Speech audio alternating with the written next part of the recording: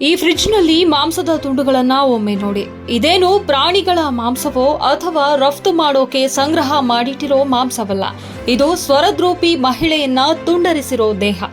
ಹೌದು, ವೈಯಾಲಿಕಾವಲ್ ಪೊಲೀಸ್ ಠಾಣಾ ವ್ಯಾಪ್ತಿಯಲ್ಲಿ ನಡೆದ ಮಹಾಲಕ್ಷ್ಮಿ ಕೊಲೆ ಕೇಸ್ ಪೊಲೀಸರಿಗೆ ಸವಾಲು ಆಗಿದೆ. 10 ದಿನಗಳ ಹಿಂದೆಯೇ ಹಂತಕ ಕೊಲೆ ಮಾಡಿ ದೇಹವನ್ನ ತುಂಡರಿಸಿ ಫ್ರಿಡ್ಜ್ನಲ್ಲಿಟ್ಟು ಎಸ್ಕೇಪ್ ಆಗಿದ್ದಾನೆ. ಬರೋಬ್ಬರಿ ಸುಂದರಿಯ ದೇಹ 59 ತುಂಡುಗಳನ್ನಾಗಿ ಮಾಡಲಾಗಿದೆ. ಆರೋಪಿ ವೆಬ್ ಸೀರೀಸ್ ಅಥವಾ ಯಾವುದೋ ಸಿನಿಮಾ ನೋಡಿ ಕೊಲೆ ಮಾಡಿರಬಹುದೆಂಬ ಅನುಮಾನವಿದೆ.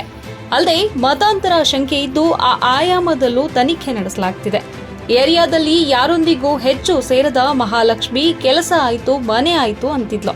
ಈ ನಡುವೆ ದಿನನಿತ್ಯ ಪಿಕಪ್ ಅಂಡ್ ಡ್ರಾಪ್ ಮಾಡಿ ಬೈಕ್ನಲ್ಲಿ ಹೋಗ್ತಿದ್ದ. ಆಗಾಗ ಅಂಗಡಿಗೆ ಹೋಗೋದು ಬಿಟ್ರೆ ಎಲ್ಲೂ ಆಕೆ ಹೋಗ್ತಿರ್ಲಿಲ್ಲ. ಹೀಗಿದ್ದಾಕೆ ಈ ರೀತಿ ಕೊಲೆ ಆಗಿದ್ದು ಸ್ಥಳೀಯರಲ್ಲಿ ಭಯ ಪಡುವಂತಾಗಿದೆ. ಸದ್ಯ ವೈಯಾಲಿಕಾವಲ್ ಪೊಲೀಸ್ ಠಾಣೆಯಲ್ಲಿ ಪ್ರಕರಣ ದಾಖಲಾಗಿದ್ದು 6 ವಿಶೇಷ ತಂಡಗಳಿಂದ ಕಾರ್ಯಾಚರಣೆ ನಡೆಸಲಾಗುತ್ತಿದೆ. ಕಾಲ್ ಡೀಟೇಲ್ಸ್, ಸಿಡಿಆರ್ ಸೇರಿದಂತೆ ಸಿಸಿಟಿವಿಗಳನ್ನು ಪರಿಶೀಲಿಸಲಾಗುತ್ತಿದೆ.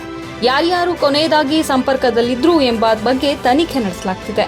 ಸಂಜೆ ವೇಳೆಗೆ ಬೌರಿಂಗ್ ಆಸ್ಪತ್ರೆಯಲ್ಲಿ ಮರಣೋತ್ತರ ಪರೀಕ್ಷೆ ನಡೆದಿದ್ದು, ಬಳಿಕ ಮೃತದೇಹ ಕುಟುಂಬಸ್ಥರಿಗೆ ಹಸ್ತಾಂತರಿಸಲಾಯಿತು.